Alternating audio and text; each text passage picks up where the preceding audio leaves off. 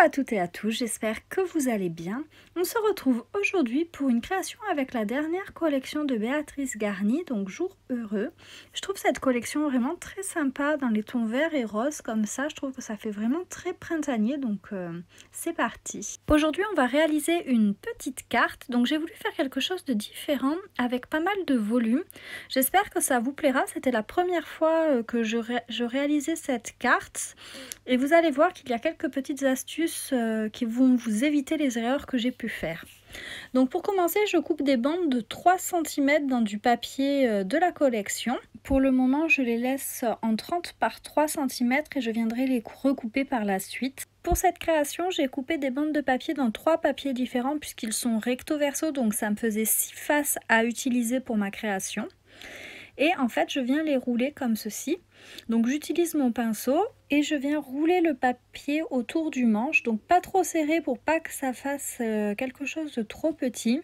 Je voulais quand même garder un petit peu de volume sur ma création.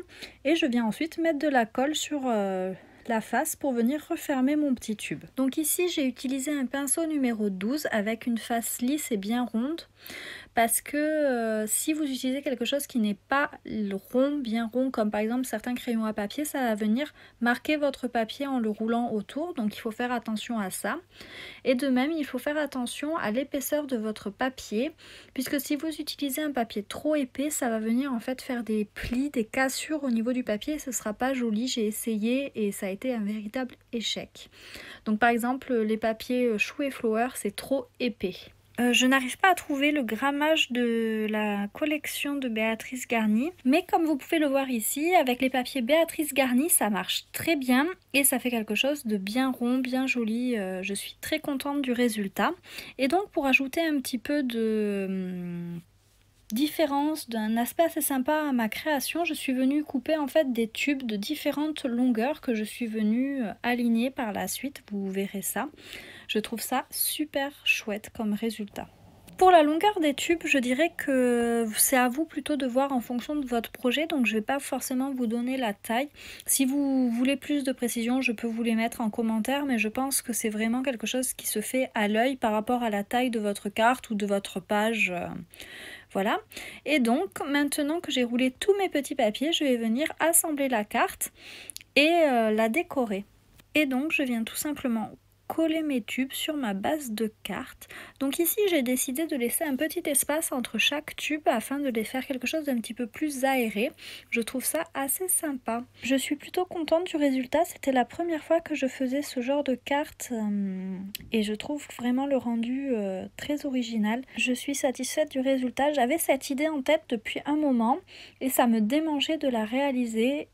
Donc ça y est, c'est chose faite, je suis vraiment contente du résultat, ça rend aussi bien que dans ma tête, pour une fois. Parce que parfois on a des idées et le résultat n'est pas ce qu'on pensait obtenir. Pour l'étiquette, je suis venue la découper dans la planche à découper qui est comprise dans le kit de papier. Je suis également venue faire des découpes dans le papier de la collection avec un set de dies de la précédente collection de Béatrice Garny que j'aime beaucoup également. Pour ajouter une petite touche de finition, je suis venue coller l'étiquette par-dessus du fil doré.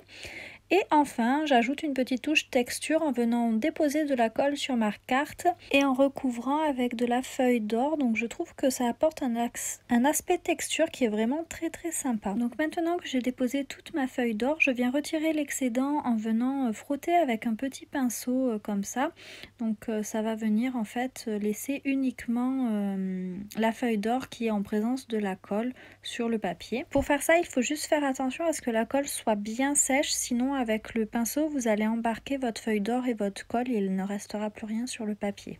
Donc voilà pour cette petite carte, j'espère qu'elle vous aura plu. En tout cas, moi je me suis vraiment amusée à la faire, c'est vraiment un chouette projet. Donc moi je vous dis à très vite pour une nouvelle vidéo et puis je vous fais plein de gros bisous.